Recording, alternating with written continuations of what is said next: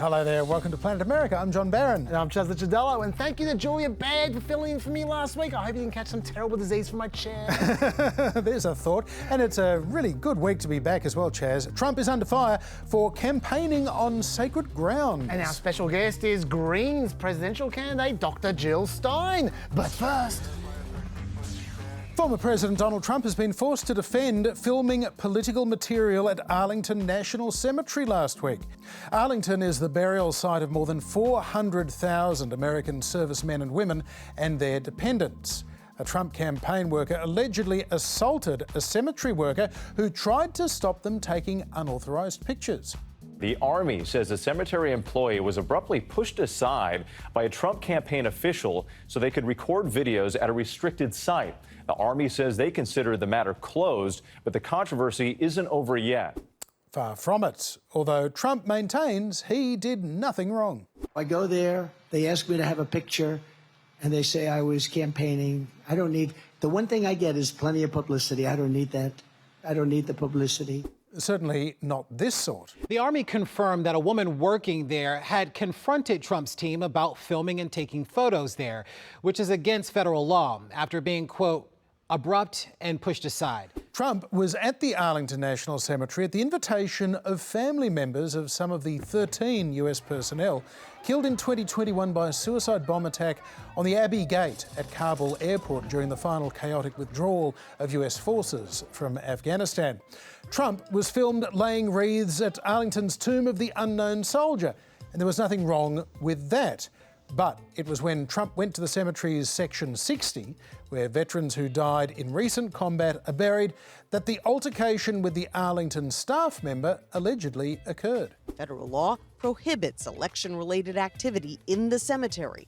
The Trump team insists their cameraman was invited by the family members of Staff Sergeant Taylor Hoover. Which the family have confirmed, but it is still illegal, so is assault.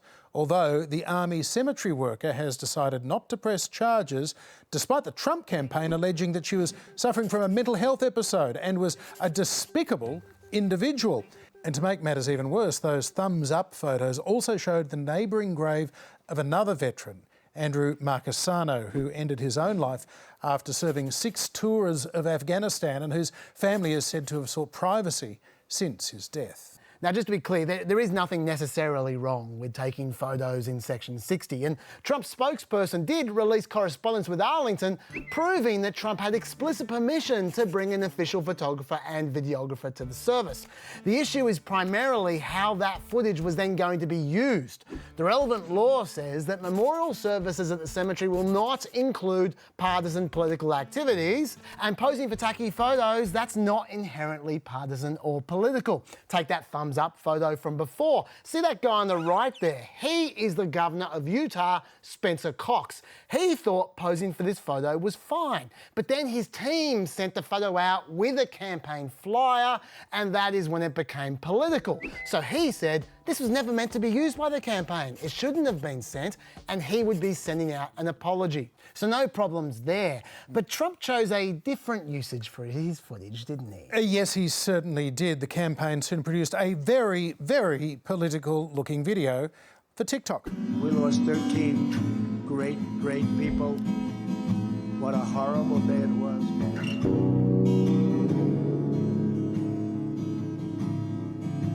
We didn't lose one person in 18 months. And then they took over that disaster, the leaving of Afghanistan. As well as being political and therefore illegal, that video is also factually incorrect.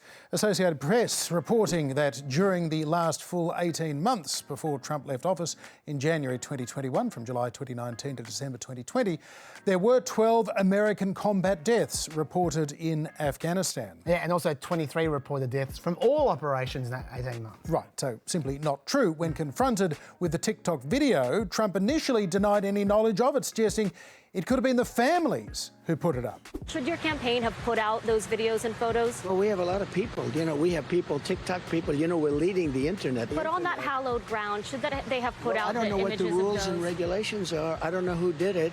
And it could have been them. It could have been the parents. It could have been somebody. It was your campaign's TikTok, though, that put out the I video. really don't know anything about it. All I do is I stood there and I said, if you'd like to have a picture, we can have a picture. Yes, I'm sure it was somebody that put that video up on Trump's official campaign account, but that was just one of many excuses, John. We heard that Trump was just comforting Gold Star families. You guys in the media, you're acting like Donald Trump filmed a TV commercial at a gravesite.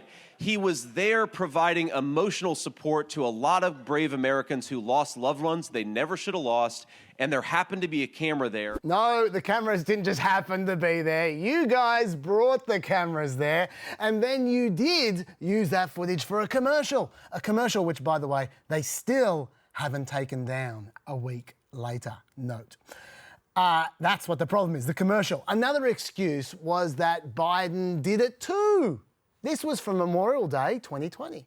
You can never lessen the magnitude of your loss. This I can promise you. We will never forget. May God bless you all. May God protect our troops. Now, as you can see, that wasn't a partisan ad, it was a thanking the troops ad. But to be honest, I would argue it's still partisan activity because they flashed up Biden's campaign phone number at the end. So yes, I agree with them. Look political. Yeah, I think they did violate the law, but not nearly as blatantly as Trump violated the law, and two wrongs don't make a right anyway, do they? Well, not usually, no. JD Vance, meanwhile, was getting a little bit hot under the collar at Kamala Harris, even though she had not actually reacted to the whole incident at this point. We're going to talk about a story out of those 13 brave, innocent Americans who lost their lives. It's that Kamala Harris is so asleep at the wheel that she won't even do an investigation into what happened, and she wants to yell at Donald Trump because he showed up. She can go to hell. And when it finally came, this was Kamala Harris's actual response. Trump, quote, disrespected sacred ground, all for the sake of a political stunt. And that, quote, it is my belief that someone who cannot meet this simple sacred duty should never again stand behind the seal of the presidents of the United States of America. So, coming under sustained criticism, the Trump campaign then went on the offensive with some more help from the Gold Star families. Our kids were murdered because of your administration. You were not at Dover for the dignified transfer, and no time have you reached out to me to offer your condolences, to offer thank you for Kareem's sacrifice and service. You have 13 families who have been waiting over 3 years to so much as get a phone call. And that there is a theme that's emerged recently as well. The Gold Star families are arguing that the reason these memorials seem partisan is because Trump's the only one who keeps showing up to them. The fact is that we invited, the current administration to Arlington, and we never hear back from them. Every time we've had interaction with President Trump, it's at the invitation of both parties, and we don't get a response from one party. That's an important detail, but for the record, a White House official and a Harris aide have denied that Biden and Harris were invited to this memorial. I'm sure we'll soon see if the families have any evidence of an invite. But I should note that one of those Gold Star families also said this. Why did we want Trump there? It wasn't to help his political campaign. We wanted a leader. That explains why you and Joe didn't get a call. So maybe Harris was invited, maybe she wasn't. Either way, we should acknowledge that the Gold Star families were the ones behind the memorial, not Trump. In fact, according to the Daily Caller, Arlington Cemetery was giving the Gold Star parents a hard time about coordinating a ceremony with Trump.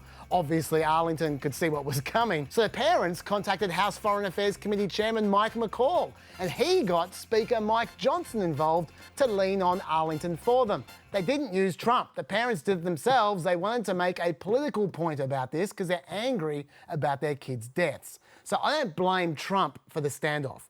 What I blame the Trump team for is how they dealt with that Arlington official who tried to enforce the law. We don't know for sure exactly what happened on the day. Trump today said that there was no conflict or fighting at Arlington National Cemetery. Trump spokesman Steve Cheung last week also said there was no physical altercation as described, and that he would release the footage if such defamatory claims were made. Now, notably, that was a week ago, and he still hasn't released the supposed footage. But I'll tell you what we do know for sure. We know exactly how Team Trump treated the employee afterwards, because that was public. John summarised this before, but I think it's worth reading exactly what they said. Trump spokesperson Stephen Cheung said, an unnamed individual clearly suffering from a mental health episode decided to physically block members of President Trump's team during a very solemn ceremony. Campaign manager LaCivita said, for a despicable individual to physically prevent President Trump's team from accompanying him to this solemn event is a disgrace and does not deserve to represent the hallowed ground of Arlington National Cemetery. I think he meant hallowed. Whoever this individual is, spreading these lies are dishonouring the men and women of our armed forces, and they are disrespecting everyone who paid the price for defending our country. Harsh words. So harsh that they drove the army to put out a statement defending their employee, saying that, consistent with the decorum expected at Arlington, this employee acted with professionalism and avoided further disruption. To which LaCivita responded by calling the army hacks. Now, none of that was necessary. J.D. Vance's first reaction was to play down the incident. Some staff member had a little disagreement with somebody. But the rest of Trump's team seemed determined to defend Trump by vilifying some powerless staffer just trying to do her job, which I personally took as a direct threat to her, saying, you'd better shut up or we're going to get our online army of vigilantes to destroy your life. And if you think I'm stretching there, that's how she took it. Because the New York Times noted that the reason she didn't press charges against Trump's team was because she feared Trump's supporters would pursue retaliation. Now that right there is how organised crime behaves, not a presidential campaign. And that, in my view, is actually the biggest concern from this incident, because there's every chance that this honourable worker's life is going to be turned upside down. You see, she filed an incident report, as she was supposed to do, and that comes under the jurisdiction of the Senate and House Armed Services Committees. Members of those committees have already requested the report. So what happens to this woman if they get that report before the election and her name is then leaked, John? Nothing good at all. That is a very real concern. It is now less than a week until the debate between Vice President Kamala Harris and former President Trump takes place in Philadelphia, Pennsylvania, at the National Constitution Center, a museum dedicated to America's founding document. It'll be hosted by America's ABC TV under the same rules agreed to by Trump and Biden before their debate in June. So no mute buttons, no notes, and no seats. Even if the Harris campaign is maintaining underdog status heading into the final stretch of this election, the latest batch of swing state polls this week suggest she is in fact the front-runner. Not by much, except in Wisconsin, where that does look like a little bit of an outlier. Still, if Trump were to win those tied states of Arizona and North Carolina, Harris would still win the White House this week, based on this poll at least, with 292 Electoral College votes to Donald Trump's 246 Electoral College votes. Many Democrats, though, will go to their graves believing that the Greens cost them the White House twice already this century. In 2000, when Ralph Nader attracted more than 97,000 votes in Florida, a state that Al Gore lost by just 537 votes. And again in 2016, when Dr Jill Stein, the Greens candidate that year, won more votes in battleground states than Hillary Clinton lost by to Donald Trump. But of course, with non-compulsory voting, you never really know if those Greens voters would have otherwise supported the Democrat, another third party, or whether they would have just stayed at home on election day. Dr Jill Stein is running again for president in 2024, and while she's only getting 1 or 2% in most polls, Democrats are again concerned that she could lose them the presidency in a close contest with Donald Trump this year. And Dr Jill Stein is with us now. Welcome to Planet America. Thank you so much. Good to be with you. So, you're running for president again. What do you hope to achieve? I think there's everything to achieve. There's everything to win here. And in my view, there's absolutely nothing to lose. The American people are desperate for change and for another option, and are at record levels calling for other choices, in fact. And our campaign is the only anti-genocide, anti-war, pro-worker, climate emergency choice on the ballot. And all of those are actual states of emergency for the American people and arguably around the world. So, what we're saying is let's allow the American people to have the choice that they are demanding. Now, Doctor, there are some Democrats who I think inaccurately blame you for Trump being elected in 2016. So obviously those Democrats are concerned about you running again with Trump on the ballot in 2024. What do you say to those Democrats? Well, this is the nature of elections, that we allow voters to make these decisions, and voters are at record levels actually calling for other options. And Democrats will use all sorts of propaganda in order to drive their competition off the ballot.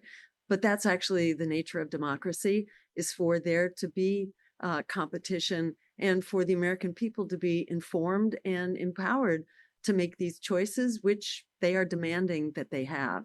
So, we think it's fundamentally anti-democratic to be driving your competition off the ballot. And for all their claims of being the force for democracy, in fact, the party should be renamed the Anti-Democratic Party, because it proudly announced it hired an army of lawyers in order to throw its competitors like myself off the ballot. So ultimately, Jill Stein, do you have any preference between Kamala Harris and Donald Trump? One of them is going to be president as of next January. Trump says that Harris and Walz are the most left-wing ticket in American political history. What do you think? Well, his political analysis is not mine. They certainly have differences around the margins, but if you look at, one is committing genocide right now, the other promises to continue the job. They've both abandoned American people on healthcare, on student debt, on the housing crisis. The Democrats are famous for giving lip service to solutions, but not following through. Like, for example, the promise of a public option to provide affordable health insurance for people. The Democrats ran away from that. Joe Biden and Kamala Harris ran away from that promise. Let's allow the American people to make their choice here. And however far we get, it's very critical for beginning to develop a politics that actually serves the needs of the American people. Finally, Dr. Stein, as an experienced candidate, what have you learnt from running before that you're now applying this time round to run smarter and better? I'd say, what I've learned, and I could sum it up in 2 sentences. One is from Frederick Douglass, the famous abolitionist, who said, "Power concedes nothing without a demand. It never has and it never will." And what I've learned is that so many people now are ready to step up and be that demand. The other quote is from Alice Walker, the poet and novelist, who said that the biggest way people give up power is by not knowing we have it to start with. And so I have learned again that is so true, that in fact we do have the power, and the biggest way we give it up is by not actually understanding that we have it. And we are in, I think, a real breaking point moment right now, where people are really desperate about what's happening to the climate, about the inadequate wages and the relentless inflation in this country, the crisis of housing and healthcare. People are really at a tipping point, and I am very encouraged for the long term as well as the short term, how news is getting out and people are mobilizing for a different politics starting now and going forward. Dr. Jill Stein, thanks for talking to us on Planet America. Thank you so much. Pleasure talking with you. Take care. Now it's time for the briefing room. Here's Melina Wicks. Every once in a while, politicians manage to pull something off that actually makes life better for millions of people, before immediately descending into fighting about who should get the credit. I'm talking about $35 insulin. Insulin is a life-saving diabetes treatment used by 8.4 million Americans. When it was discovered in the 1920s, the Canadian researchers responsible sold the patent for just $3 so that everyone could access it. So thanks to that amazing act of generosity, Americans today can enjoy this life-saving medication that only costs up to how much? For the uninsured and those with poor coverage, a month's worth of insulin can cost on average, $1,000 or more. Don't tell the Canadians. Most people pay a lot less than that. But even for people with insurance, the cost had been skyrocketing, which is weird. Medicines aren't supposed to get more expensive the longer they've been around. But the insulin market was dominated by just 3 companies. They made small improvements over time, which allowed them to keep taking out new patents, which in the US translates to it being really, really expensive. Insulin prices in the U.S. remain the highest in the world, on average costing $98.70. In 2021, nearly 1 in 5 adults in the U.S. either skipped, delayed, or used less insulin than was needed to save money. That is a big problem, and Biden will tell you he fixed it. We capped the cost of insulin at $35 a month for seniors on Medicare. The Inflation Reduction Act capped the price of insulin for people on Medicare. But Biden's not the only one taking the credit. Kamala and Joe tried to take credit for $35 insulin. You know that. You know who did that. I did that. They could say, like, you did a great job, thank you very much, or you did a good job. Good job. To be fair, Trump is a little bit right. Biden did kind of copy him. When Trump was president, he put a $35 monthly cap on insulin too, except it was a temporary, voluntary program that only covered some Medicare recipients.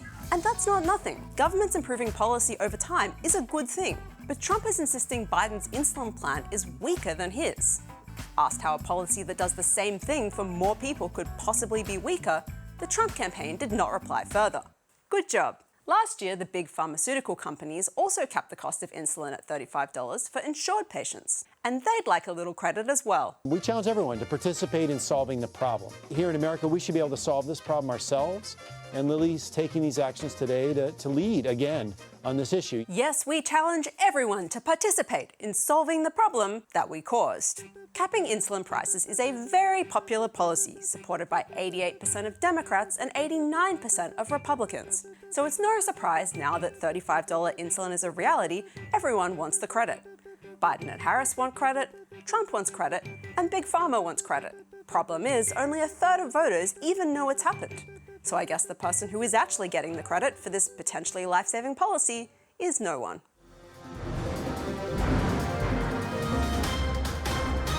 That's a bunch of malarkey.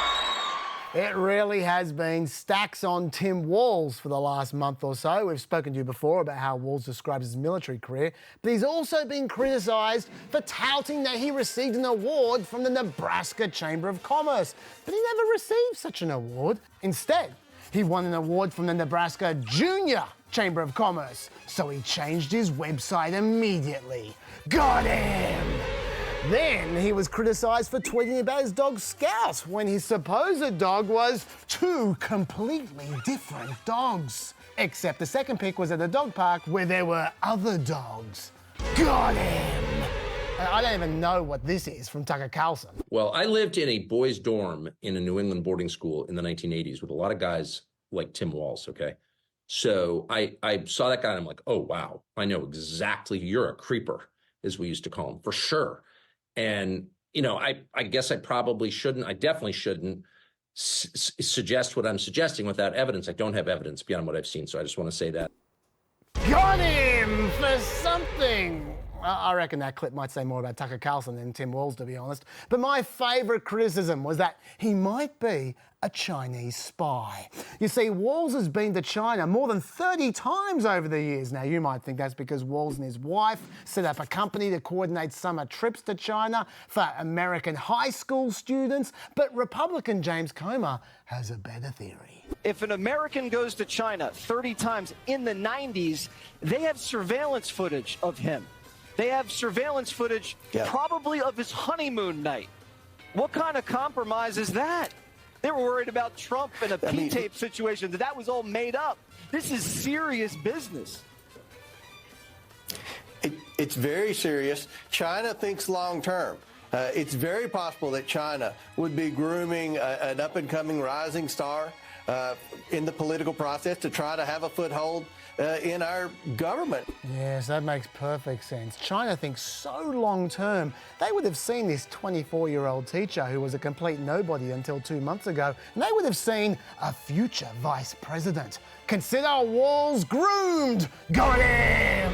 So, are all the Walz attacks this self-defeating?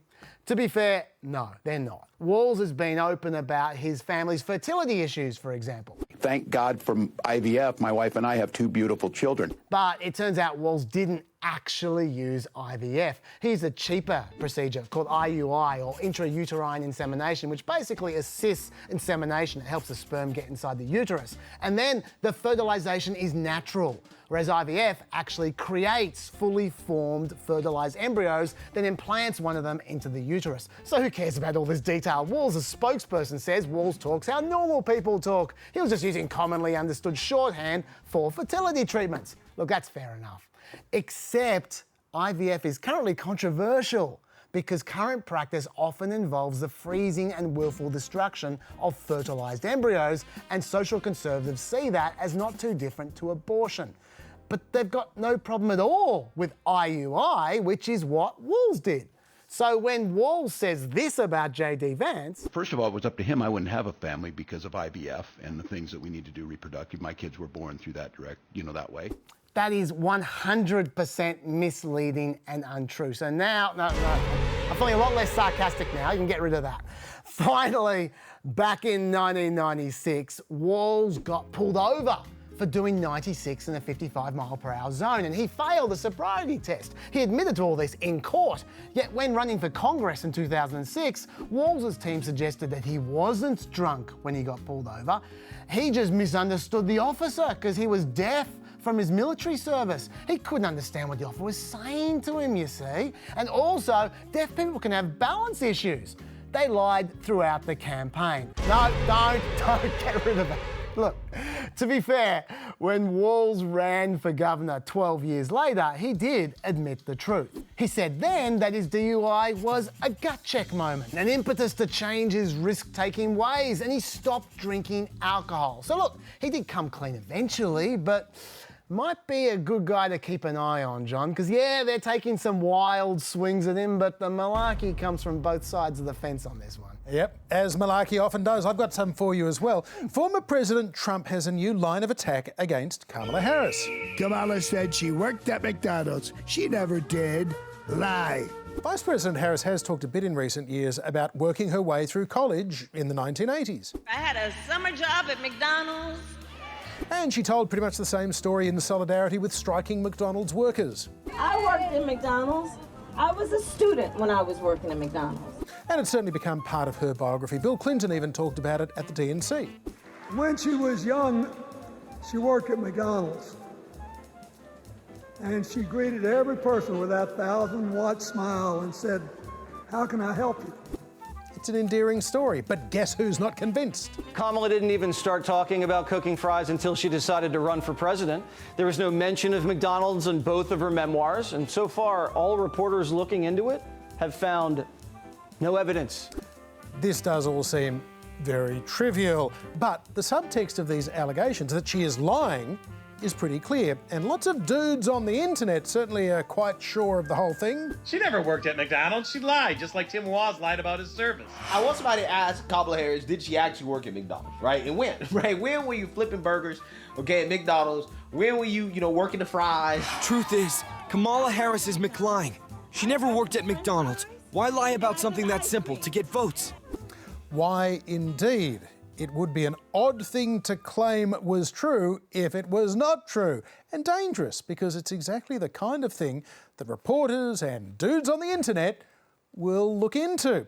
The fact-checkers have started looking into it as well. They have not found anything yet to either prove or disprove the claim, so it is rated as research in progress. But of course, if proof that Harris worked at Macca's ever emerges, no doubt Jesse and the rest of them will say that evidence has been faked. This is basically birtherism with a side of fries. And that's it for another trip to Planet America. We'll see you for a wrap of the first and probably only Trump-Harris debate next Wednesday night from 9 on ABC iView and 9:30 on ABC TV. And we have a fireside chat on ABC News this Friday at 8 p.m. Eastern, including more from our interview with the Greens presidential candidate Jill Stein. And I put the brand new Pet podcast last night as well, right there. See you. Bye-bye.